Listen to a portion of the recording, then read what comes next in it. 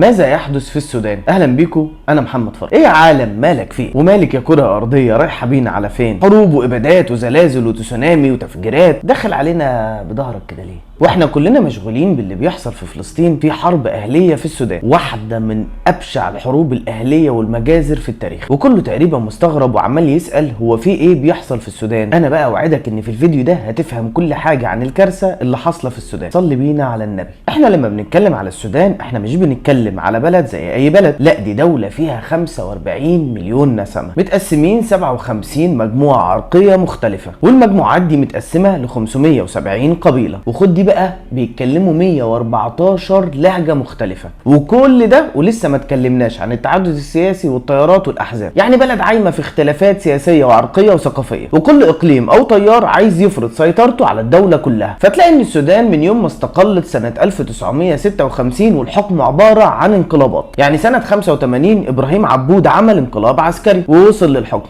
وسنة 64 عملوا عليه ثورة ووصل سر الختم للحكم، وسنة 69 جعفر النميري عمل انقلاب عسكري ووصل برضه للحكم. بس ده بقى قعد 16 سنة بحالهم. صحيح حصل عليه 4 انقلابات بس نجا منهم. في الاخر مشي بثورة سنة 85، وجه صادق المهدي سنة 86، وهم يا دوب 3 سنين. وسنة 89 الجبهة الإسلامية بقيادة حسن الترابي اتحالفوا مع عمر البشير اللي كان قائد في الجيش وفي نفس الوقت عضو في الجبهة الإسلامية، وعملوا انقلاب على المهدي علشان بعدها يوصل الإسلاميين للحكم. بس هم في الحقيقة بقى قعدوا تبتوا 30 سنة، وطبعا ما كانوش خاليين من الصراعات والمشاكل، بس أهمهم وأصعبهم أزمة دارفور سنة 2003. ركز لي قوي بقى علشان هو هيبقى سر اللي هيحصل بعد كده. إقليم دارفور ده إقليم كبير غرب السودان، بيضم ولايات كلها عرقيات وقبائل مختلفة. أكبر قبيلتين فيهم هما القبائل العربية في الشمال والقبائل الأفريقية في الجنوب والغرب. والأفارقة بقى كانوا شايفين إن العرب مكوشين على البلد ومهمشينهم على الآخر، والحكومة كمان بتدعمهم. فراحوا سنة 2002 عملوا حركة تمرد اسمها حركة تحرير دارفور. أيوة يعني بتحرروها من إيه؟ قال لك لا إحنا عايزين نستقل لوحدنا خالص. طب وماله يعني وهي جت عليكم؟ ما الجنوب كمان عايز يستقل. بلد كلها انقلابات. وفعلا من 25 مارس 2003 الموضوع دخل في الجد، وبدأت الحركة تهجم على قوات الجيش في الإقليم وتقتل الضباط والجنود والطيارين وتاخد السلاح بتاعهم كمان، علشان بعدها تبدأ الحرب بين الحكومة والمتمردين. حرب ولا أشرس.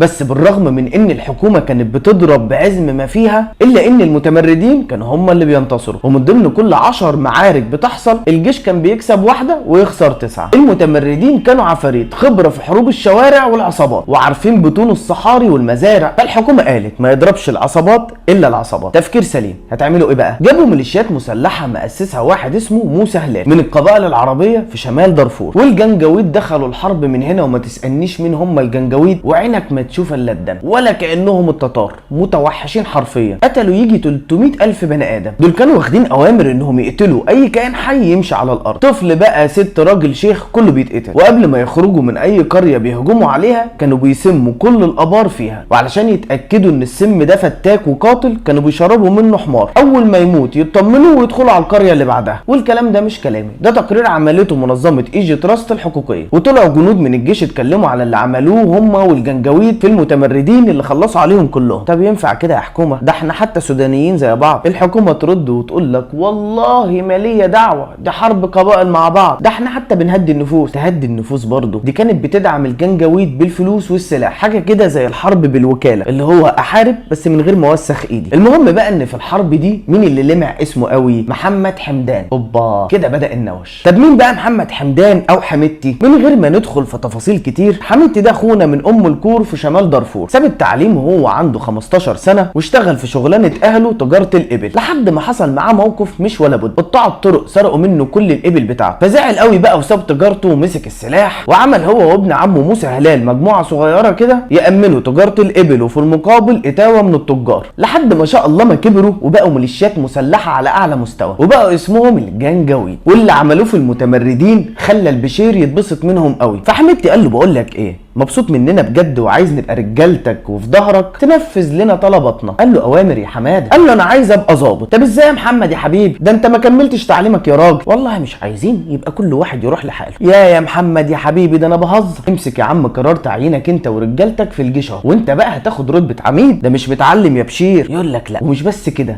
ده انت كمان يا حمو القوات بتاعتك هتبقى حرس الحدود. يعني الكنجاويد بقوا كيان عسكري رسمي تابع للقوات العسكريه السودانيه، والبشير بقى بيعتمد عليهم في قمع اي معارضه، وبدل ما يحرك الجيش والشرطه يحرك الكنجاويد اسرع واشطر في حرب العصابات. وده فعلا اللي حصل في المشاكل الداخليه في السودان والمظاهرات والاحتجاجات بسبب الظروف المعيشيه السيئه. كانت كل ما تزيد كانت شعبيه البشير بتقل، وكان احتياجه لحميدتي ورجالته بيزيد، ومع كل قمع لتمرد حميدتي كانت مكانته بتكبر، لدرجه انه علق لواء سنه 2013 وبقى ليه مجموعه هو قائدها اسمها الدعم السريع. وطبعا ده زعل قاده الجيش جدا، حقهم، ده حتى انا زعلت يا راجل. اللي هو مين راعي الغنم اللي انتوا جايبينه ده يبقى قائد عسكري؟ ومش بس كده، ده انتوا عمالين تدوا له في ترقيات كمان. فالبشير قال لهم لا، كله الا حمايتي. ما هو كان بيقول على حميدتي حمايتي. خد بقى المفاجأة ان حميدتي انقلب على البشير وطمع في الحكم، وبدل ما ياخد حتة من التورتة بقى عايز التورتة كلها، وقام مدور الضرب في السودان كلها. وبالنسبة لشعب السودان يا تبقى معايا يا تبقى ضدي. والنهاردة التاريخ بيشهد اقذر حرب في التاريخ الحديث، انتهاكات لحرمات البيوت ونهب وسرقة وقتل، والموضوع لسه مخلص. استنوا تفاصيل اكتر في الفيديو الجاي. انا محمد فرج، سلام.